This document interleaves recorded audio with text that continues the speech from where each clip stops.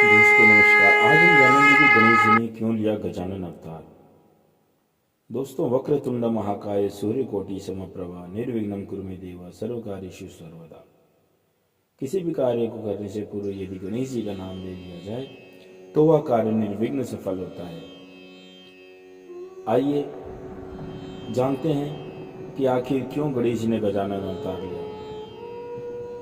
दोस्तों, पुराणों के अनुसार एक समय की बात है जब भगवान कुबेर कैलाश पर भगवान शिव के दर्शन के लिए अचानक पहुंच गए। जग जननी शिवा भी वहां उपस्थित थी। उनके इस रूप को कुबेर लुब्ध दृष्टि से निहारने लगे। यह देखकर भगवान शिव को बहुत गुस्सा आया और उन्होंने कुबेर की ओर आग्नेय दृष्टि से देखा। उनसे डरकर कुबेर ने अपनी आंखें माता पार्वती से हटा ली।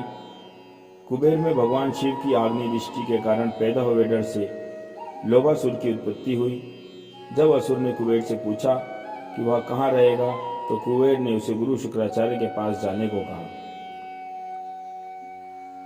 लोभासुर ने अपनी शक्तियों को बढ़ाने के लिए गुरु शुक्राचार्य की शरण ली और उनसे दीक्षा मांगी। इस समय शुक्राचार्य ने लोभासुर को भगवान शिव की पंचाक्षरी मंत्र ओम नमः शिवाय की दीक्षा दी और बताया कि वह इस मंत्र से भगवान शिव को खुश करे और उनकी उपासना करे। लोभासुर ने तपस्या के लिए खाना पीना सब छोड़ दिया। कठिन कठोर तपस्या कर भगवान शिव को खुश कर दिया और उसके सामने जब भगवान शिव प्रकट हुए तो भगवान शिव ने उससे कहा कि मैं तुम्हारी तपस्या से प्रसन्न हूँ, बताओ तुम्हें क्या वर चाहिए। तब लोभासुर ने बहुत समझदारी के साथ भगवान शिव से तीनों लोकों में विजय यानी जीत के लिए सामर्थ्य और निर्भयता का वरदान मांगा। लोभासुर की तीनों लोक पर जीत। लोभासुर ने लोभ प्रवृत्ति होने के कारण उसने तीनों लोकों को जीता और साथ ही साथ भगवान शिव के आवास यानी कैलाश और वैकुंठ पर भी कब्जा कर लिया। भगवान शिव कैलाश से सुंदर वन की ओर चले गए क्योंकि उनके वरदान के कारण ही लोभासुर अपना साहस दिखा पा रहा था। इतना कुछ पा लेने के बाद लोभासुर पूर्ण रूप से अभिमान से भर चुका था, जिसके कारण उसके तीनों लोकों पर हाहाकार मचा रखा था। लोभासुर से परेशान होकर देवताओं ने देवगुरु रैव्य मुनि की शरण ली और उन्हीं के कहने पर देवताओं ने भगवान गणेश के गजानन अवतार की भक्ति भाव से उपासना की। देवताओं की उपासना और भक्ति भाव देखकर भगवान गणेश खुश हुए और उन्होंने गजानन अवतार लिया।